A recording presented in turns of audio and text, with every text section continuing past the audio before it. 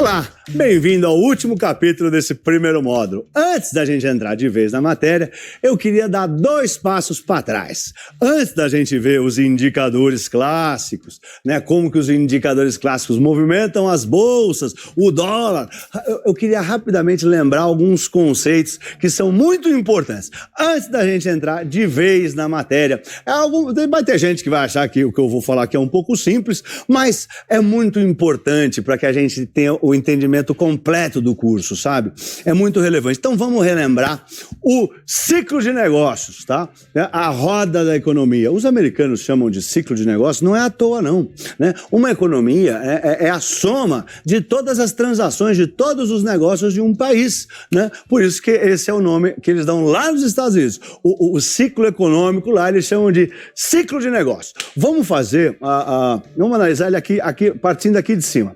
O Banco Central está cortando juros. Se está cortando juros, é para aquecer a economia. Está vindo de uma economia que estava fraquejando, né? Então o Banco Central corta juros, né, e estimula o crescimento econômico. Você corta juros, fica mais barato para consumir, né? Porque se você vai dividir as coisas, fica mais barato. Você vai comprar um carro, fica mais barato para as empresas. Por outro lado, pegar empréstimos. As empresas vão pegar empréstimos, fica mais barato, então elas têm mais ímpeto de crescer. Tá? Aí isso estimula o crescimento econômico, começa a aquecer a roda da economia, né? Aumenta o emprego, as pessoas começam a contratar mais, tem mais gente sendo contratada, a demanda por matéria-prima aumenta. Se você contrata as pessoas, é para elas fazerem alguma coisa. Se contratar uma pessoa para fazer um carro, vai aumentar mais demanda de plástico e ferro para fazer o carro, né? Então começa a aumentar a demanda por matéria-prima. As empresas começam a contratar. Você nunca viu briga entre empresas? A empresa começa a contratar funcionário do outro, roubar, vira aquele jogo de rouba monte. E nisso vai subindo os salários das pessoas que estão sendo contratadas. Ou seja, começa a faltar mão de obra qualificada, né? E começa a ter problema de entregar os produtos, porque está faltando gente para fazer. Aí os salários começam a subir, porque as empresas começam esse jogo de rouba-monte. E o preço da matéria-prima que também começa a aumentar, porque está todo mundo comprando as matérias-primas para produzir os produtos finais. E nisso a inflação sobe. Por quê? Porque a gente sabe que custos maiores vão ser repassados para você e para mim, né? O dono da empresa não vai ficar com custo para ele repassa, ele infla os preços, que a inflação acontece. Aí o Banco Central, para controlar a inflação, tem que baixar, tem que subir os juros, sobe os juros, começa a controlar a inflação, mas ele arrefece a economia, começa a arrefecer, e aí ele corta os juros para esquentar e começa o ciclo. E essa é a roda, é o círculo eterno da economia, é o círculo eterno de negócios, é o que eles chamam lá nos Estados Unidos de business cycle, o ciclo de negócios. Bom, já demos um passinho para frente, agora vamos dar outro passo, vamos relembrar como as forças, como as marés pressionam os diferentes mercados, né? Por exemplo, os mercados de renda fixa e câmbio reagem muito mais à expectativa de crescimento econômico, de como a economia vai expandir, reagem à inflação. É claro que o câmbio também reage à balança comercial, né? Se exporta mais, se exporta muito, se importa muito, se sai mais dólar do que entra, ou se entra mais do que sai. Óbvio que isso mexe no câmbio, mas é menos intenso, né? É claro que se a gente acha que vai ter inflação, é melhor apostar na alta dos juros, por exemplo, comprar um papel atrelado à alta dos juros. Já o mercado de bolsa, né, de ações, eles respondem mais à saúde de cada empresa, dos seus fundamentos, né, do management, do comando da empresa, o fluxo de caixa, né? O fluxo de caixa é quanto que a empresa gera de receita, como que anda o setor da empresa, né? Como é que ela está posicionada dentro desse setor, né? A Embraer fez uma venda gigantesca de aeronave, vai entrar muito dinheiro. É claro que a ação vai subir, né? E outra coisa também, muito importante, cada país tem a sua peculiaridade e é preciso conhecer as peculiaridades dos países se você for operar os países, né? Estados Unidos é diferente de Brasil, eu estudo muito os Estados Unidos, Brasil e um pouco da Europa, Alemanha, por exemplo, né? Vamos supor, a inflação, ela causa muito mais medo aos economistas brasileiros, como eu, né, do que em outros países, né? Isso é uma particularidade brasileira. É devido à hiperinflação, à inflação cavalgante que a gente tinha há 35, 40 anos atrás. Pensa comigo agora. no mundo afora, está tendo uma impressão de dinheiro sem precedentes, né? Os bancos centrais dos Estados Unidos estão imprimindo dinheiro desde 2008. Os americanos, tem muito americano preocupado com a inflação, né? A inflação é muito importante, é muito perigosa, mas os dirigentes dos bancos centrais americanos não parecem estar tão preocupados com a inflação, né?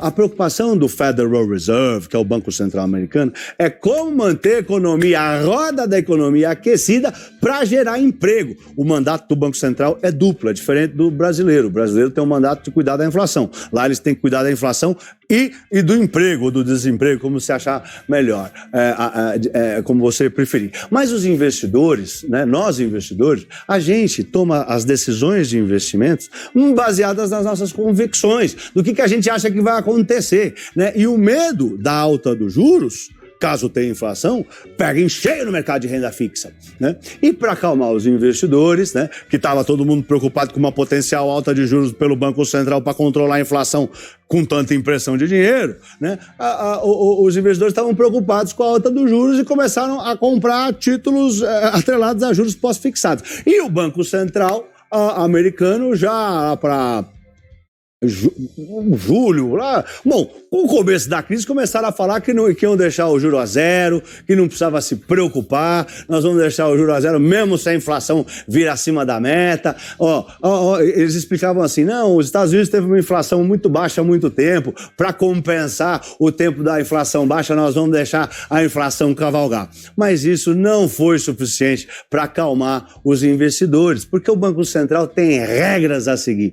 Ou seja, esse indicador não tinha muita credibilidade, né? Eu te pergunto, como é que o Banco Central vai deixar a inflação comer solta se ele tem regras para seguir? Se ele tem que perseguir uma meta de inflação, ele vai abandonar a regra? Claro que não, né? Mas aí, em agosto de 2020, o Banco Central americano, Federal Reserve, encontrou uma solução definitiva para esse assunto. Ele mudou a regra. É isso que ele arrumou. Ele foi lá, eles foram naquele encontro de Jackson Hole, né, o encontro de banqueiros centrais mais importantes do mundo, e o Federal Reserve, Banco Central americano, falou assim, nós mudamos a regra de abordagem para a inflação para tomar as decisões de política monetária, para poder deixar o juro zero por vários anos. Aí sim, aí as coisas começaram a ficar mais claras e o Banco Central tentou explicar da maneira mais clara possível. Como é que vai funcionar agora?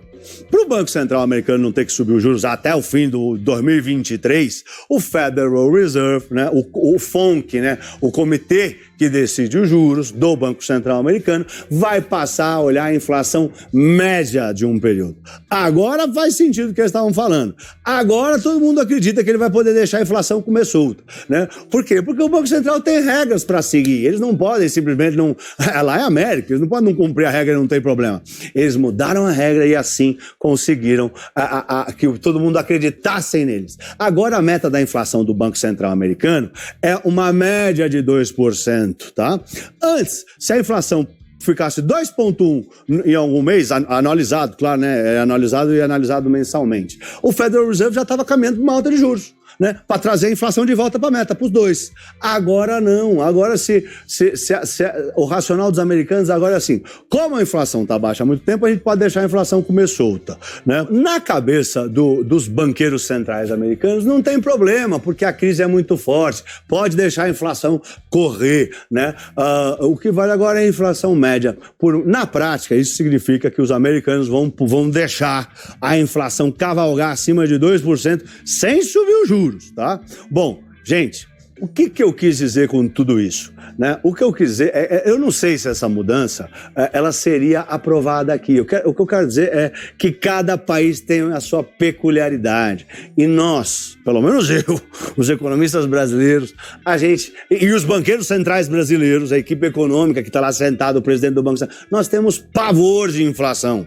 Né? Os dirigentes do nosso Banco Central morrem de medo de inflação. A gente lembra como era a inflação cavalgante, hiperinflação. A nossa maneira de pensar é outra do Banco Central americano. Eu, na minha humildade, eu sou uma pessoa humilde, eu não sei se o Banco Central está fazendo certo, mas eu morro de medo de inflação. Então, pode ser que eles estejam certas. E o meu conservadorismo limita a minha visão. Eu não consigo falar, deixa a inflação comer solta. Porque essa é uma peculiaridade minha, peculiaridade dos brasileiros. E como funcionam os indicadores econômicos? Bom, os indicadores econômicos eles podem ser focados em um setor, por exemplo, como venda de papelão ondulado, que é para o varejo, né? O gasto de energia elétrica, que é importante para a indústria, né? Até preço de cimento e PVC, né? Que é muito importante para o setor da construção civil. Pensa comigo, se está vendendo muito papelão ondulado, o varejo deve estar vendendo muito, deve estar vendendo geladeira, deve estar vendendo freezer, fogão, né? Se está gastando muita energia, né? Se o preço da energia disparou, se a bandeira está vermelha, a indústria deve estar se aquecendo, deve ter religado as indústrias, ou as indústrias estão produzindo muito mais, religaram as fábricas, né? Eu lembro quando veio o assunto do coronavírus, quando religaram as fábricas, o preço da energia subiu, né? Ou ainda, se disparou o preço do cimento ou do PVC, como foi o caso no fim do ano de 2020, provavelmente o setor da construção civil devia estar melhorando. E era isso mesmo, construção civil estava todo vapor. Tudo isso vai refletir na economia dentro de um tempo. Tem um efeito de defasagem, nós vamos falar do efeito de defasagem depois. Mas depois, passa um tempo, reflete no PIB, no emprego, na inflação. Mas isso é assunto para depois, a gente vai falar depois disso. Nesse curso aqui, nós vamos falar sobre os principais indicadores econômicos que são estudados na macroeconomia global. A gente vai analisar como que um indicador econômico pode impactar no mercado financeiro, as bolsas em geral, dólar, e não ações específicas. E para esses indicadores, tá, é importante frisar que a gente precisa levar em consideração sempre 4 pontos, tá, muito importantes. Primeiro, qual era o consenso do mercado para aquele indicador que saiu? Né? O mercado esperava o quê? Veio diferente do que o mercado achava? Veio muito diferente? Né? Esse é o ponto base de tudo. Daqui a gente parte para analisar um indicador, né?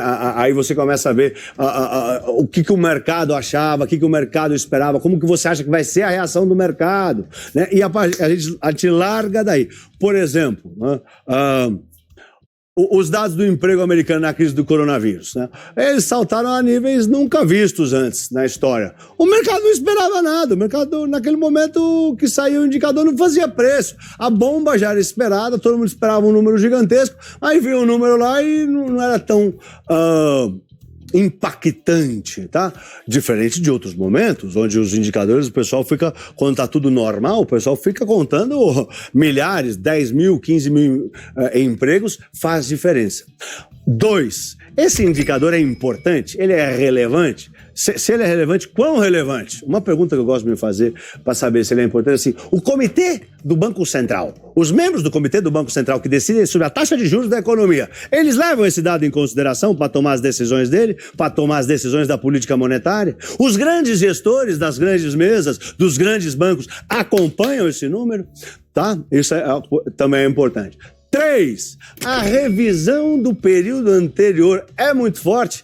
Toda vez que sai um dado econômico, né, o dado anterior ele é revisado. É alguma coisa normal, é natural. É como se fosse uma lapidação de algo imperfeito, né? É muito comum, não tem como ser diferente. Tá? Todos os dados precisam ser lapidados eventualmente, né? Não tem como...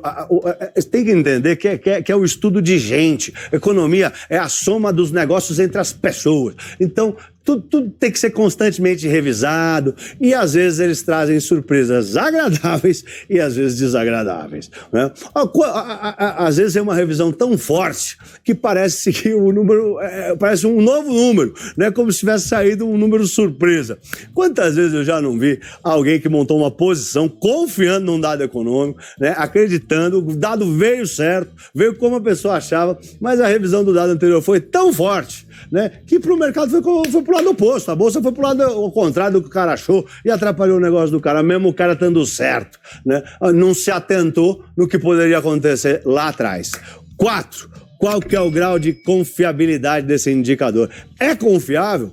Os investidores confiam, por exemplo, como eu falei no caso do Federal Reserve, naquele caso do Federal Reserve que ele falou, nós não vamos mais subir os juros. Mas ele tinha regra para seguir.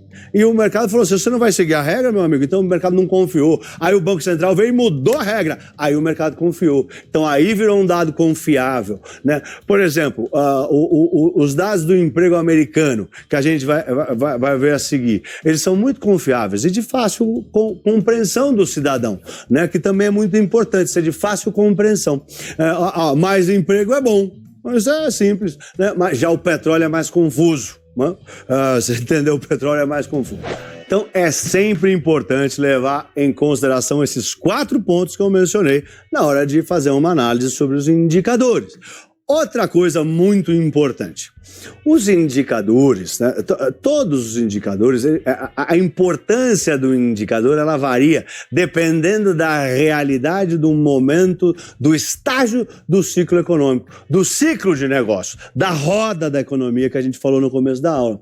Às vezes, a importância do indicador muda, né, dependendo de onde você está naquela roda, né? Por exemplo, em períodos de crescimento, né, quando está expandindo, cortou juros, né, o último trimestre de 2017, né, os economistas costumavam olhar menos, naquele momento a gente olhava menos os níveis de vendas de automóvel, né, a gente não considerava a venda de papelão ondulado, né, esses indicadores são usados para saber se o varejo está vendendo muito fogão, carro, geladeira e aí vai, né, mas nessas épocas de bonança, que está tudo crescendo, está todo mundo vendendo tudo, o emprego está elevado, o consumo está maior. Nós analistas, a gente considera menos os números de vendas, porque já é dado, já está todo mundo sabendo que vai vender pra caramba. Essas vendas mais fortes já são esperadas. Que as vendas vão ser boas, está todo mundo sabendo, né? Somente se for diferente disso, se vier uma surpresa que vai dar problema, né? Sei lá, o cara fala, você viu que vendeu muito no varejo? Claro, tá todo mundo contratando, tá todo mundo empregado, tá gente contratando sem parar, claro que não me surpreende. Então é isso, é nessa mentalidade. E os investidores que estavam achando isso, né, se vier um número que veio uma venda um pouco a mais, ele não vai desfazer a posição dele, ele está apostado, né? Ele está apostado no crescimento, a não ser que ele apostou que ia vir ruim, é outro assunto, né? Então, numa situação dessas, o mercado tende, por exemplo, num momento de crescimento forte, né, quando as bolsas estão, quando a economia está expandindo e os investidores acham que vai vir as vendas boas e a venda vem um pouco melhor, os mercados tendem a não se mexer muito. Só se for algo muito diferente disso, porque está todo mundo apostado no crescimento, que a economia está expandindo e por aí vai. Quem vai operar nesse momento são especuladores. Por outro lado, em períodos recessivos, né, como, sei lá, dezembro de 2015, né, os analistas passam a dar muito mais atenção para esse número de vendas. Quando o mercado está afundando, quando a economia está indo para o buraco, todo mundo quer olhar se está vendendo ou se não está vendendo, porque esses indicadores, eles indicam, por exemplo, a confiança do consumidor. Né, o consumidor tem que confiar que vai continuar empregado, né, o cara precisa dividir em 10 vezes esse produto, né? Então isso é uma boa, os dados de vendas em períodos mais recessivos são boas indicações de como vai a economia, né? Basicamente, quando a gente está com medo de ser demitido, a gente gasta menos, tá? Acho que esse é o mindset, essa é a cabeça. A gente não compra as coisas mais caras, a gente não compra a prazo, né? Se a pessoa não acha que vai ser mandado embora, aí já é um bom indicador. Tem até pesquisa para você acha que vai ser mandado embora ou não, né? Se a pessoa não acha que vai ser demitida, ela tende a consumir mais, tá, gente? Cada um de nós, como é que funciona? Cada um de nós, a gente tem que ter um mapa de pressão na cabeça, né? Que tem que ajuda a inferir o quão impactante é aquele indicador naquele momento do ciclo econômico. Você tem o ciclo econômico e tem os indicadores. Você tem que ter um mapa de pressão, não é simples, gente, mas e levar em consideração o futuro econômico que a gente está analisando, né? E ir calibrando os ímpetos da gente, né, do investidor, de acordo com o cenário macroeconômico, né? Na crise do coronavírus, por exemplo. Até o indicador do emprego, que é o americano, o payroll, que é o mais importante do mundo, perdeu relevância. Demorou alguns meses para a gente voltar a prestar atenção nos dados do emprego. Pensa comigo, quem é que não sabia que se fechasse todos os restaurantes, os garçons iam ser mandados embora? Todo mundo sabia, era uma coisa lógica. Essa era a linha de... Nenhum investidor estava numa lógica de pensamento muito diferente dessa, tá? Bom, quando arrefeceu a primeira onda de contágio do coronavírus por aqui, por exemplo, né? Aqui no Brasil a gente ficou de olho nos indicadores antecedentes. A venda de PVC que eu comentei da construção civil estava todo vapor, subiu o preço, estava na máxima, bateu máxima. A gente ficou de olho se o tráfego de veículo pesado nas estradas voltou a crescer. Lembre-se, né? Aqui no Brasil não tem ferrovia. Se aumenta o tráfego de veículo pesado nas rodovias, é sinal que a economia está aquecendo, né? O aumento de consumo de energia elétrica, isso vem das indústrias, mais do que das casas, né? O reaquecimento econômico, a ociosidade das indústrias começou a cair.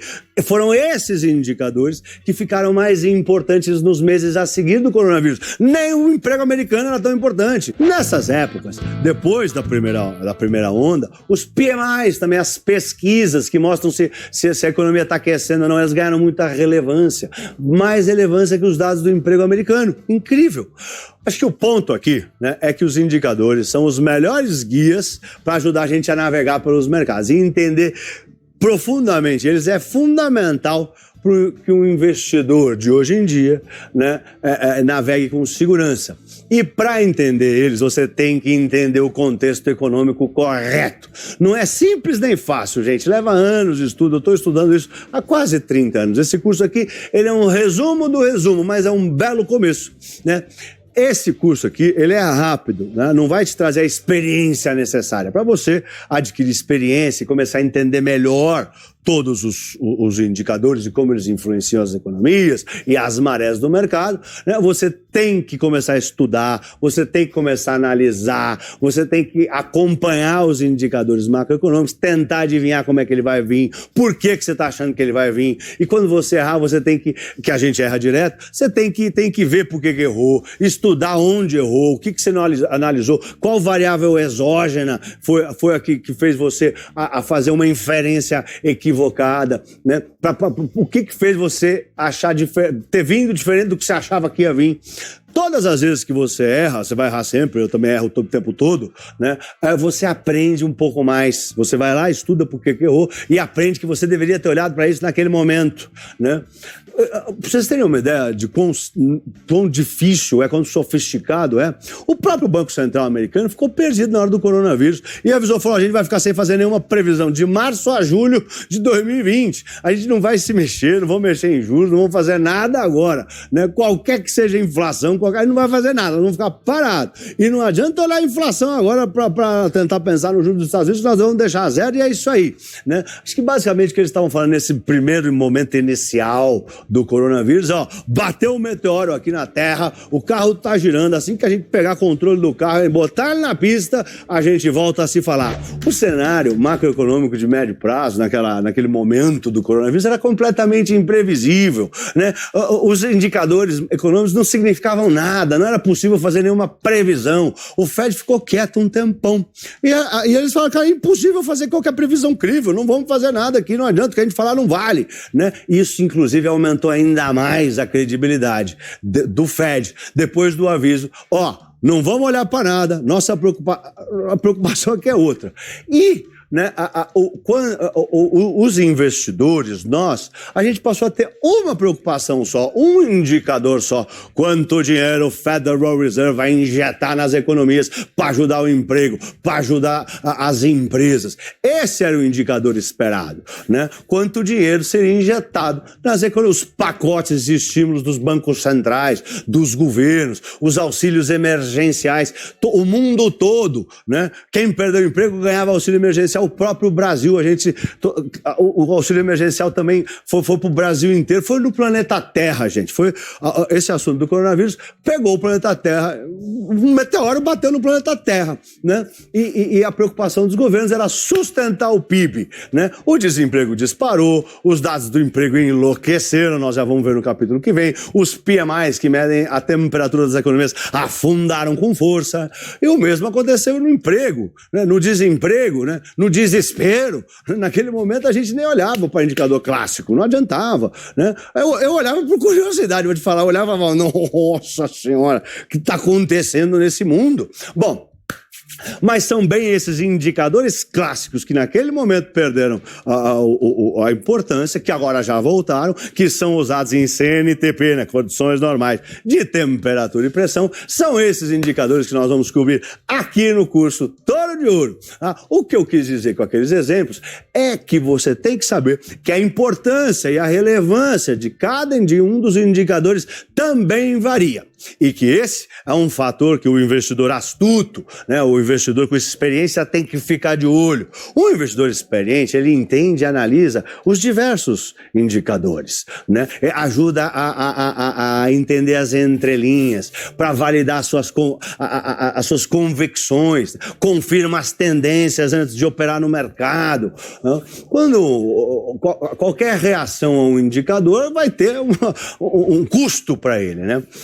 Quando você vê um cara operando rápido no mercado, ali, logo que sai o número, o cara vai, vende bolsa, compra dólar, o que for. Esse trader, esse especulador, ele já tinha uma convicção formada há muito tempo, já estava estudando. Aí, quando sai o número, aí ele pode, os traders estão ali tentando, né, ganhar dinheiro, né, operar a bolsa, ganhar dólar, tentando antecipar o movimento. Então, quando sai o número, ele que já tinha a cabeça formada, ele já aposta. Mas são oportunidades calculadas. Não é um jogo para iniciante. Se você está nesse jogo e ainda não conhece os indicadores que a gente vai cobrir aqui, presta bastante atenção nesse curso.